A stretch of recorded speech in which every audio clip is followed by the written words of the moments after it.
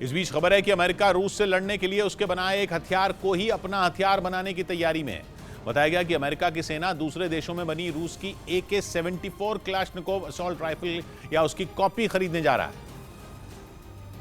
वो AK-74 जो America की M16 की काट मानी जाती है। मतलब यह कि बाइडेन पुतिन के हथियार से ही उनका शिकार करने की तैयारी में है।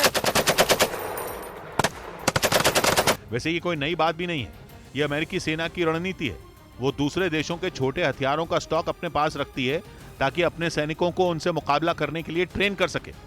रिसर्च और टेस्टिंग के लिए भी अमेरिका दूसरे देशों के हथियार खरीदता है, लेकिन कहा जा रहा है कि अंदर की बात यह है कि अमेरिका इन AK-74 राइफलों को यूक्रेन भेज सकता है।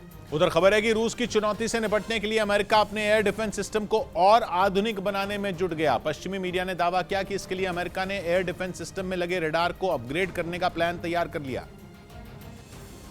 क्योंकि यूक्रेन पर हमले के बाद से पुतिन कई बार अमेरिका को अपनी घातक हाइपरसोनिक परमाणु मिसाइलों की धमकी दे चुके हैं, जिनमें इंटरकॉन्टिनेंटल बैलिस्टिक मिसाइल सरमात का नाम भी शामिल है। रूस का दावा है कि उसके इस हथियार का मुकाबला मुमकिन ही नहीं, क्योंकि इस मिसाइल को मार गिराने वाला एयर डिफेंस सिस्टम बना ही नहीं है। इसीलिए अमेरिका अब रूस की ऐसी घातक मिसाइलों का तोड़ निकालने में जुट गया, जिसके लिए वो अपने एयर डिफेंस सिस्टम में लगे LTAMDS यानी lower tier air and missile defence sensor को अपग्रेड करेगा।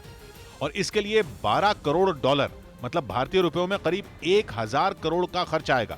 दावा है कि इसके बाद अमेरिका के एयर डिफेंस सिस्टम किसी भी दिशा से आ रहे हाइपरसोनिक हथियारों का भी आसानी से पता लगा सकेंगे।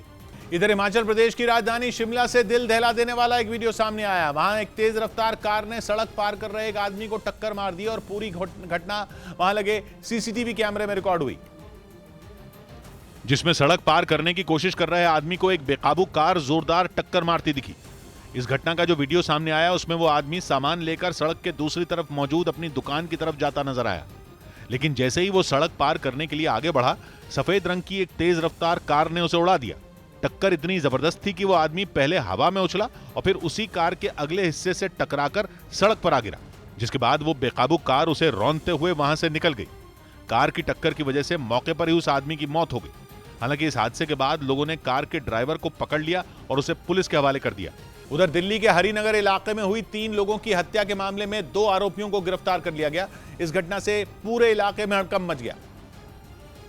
हालांकि घटना की जानकारी मिलने के बाद मौके पर पुलिस पहुंच गई और मामले की जांच में जुट गई। परिवार में 2 साल की मासूम बच्ची थी, उसको हमलावरों ने कुछ नहीं किया। बताया गया कि आरोपी मोटरसाइकिल से आए थे, जो घर में घुस गए और पति पत्नी समेत नौकरानी की गला रेत कर हत्या कर दी। इधर GST कलेक्शन का आंकड़ा अक्टूबर में 1.5 लाख करोड़ के पार रहा। इसे अर्थव्यवस्था के लिए अच्छा संकेत माना जा रहा है, जिसकी जानकारी वित्त मंत्रालय ने दी और बताया कि अक्टूबर में GST कलेक्शन 1,52,000 करोड़ रहा। GST लागू होने के बाद ऐसा दूसरी बार है जब इतनी वसूली हुई। इससे पहले इसी साल अप्रैल में यह आंकड़ा 1,68,000 करोड़ रुपए रहा था। उधर वेनेजुएला की राजधानी समेत कई शहरों में लगातार हो रही बारिश की वजह से बाढ़ जैसे हालात बन गए, जिसकी वजह से हजारों घर तबाह हो गए और कई लोग लापता हो गए, जिनकी तलाश के लिए बचाव दल रेस्क्यू ऑपरेशन चला रहे हैं। बाढ़ से मची तबाही का एक वीडियो भी सामने आया, जिसमें कुछ लोग एक दूसरे का हाथ पकड़कर रास्ता पार करते नजर आए। वीडियो में कई गाड़ियां भी पानी में डूबी नजर आईं।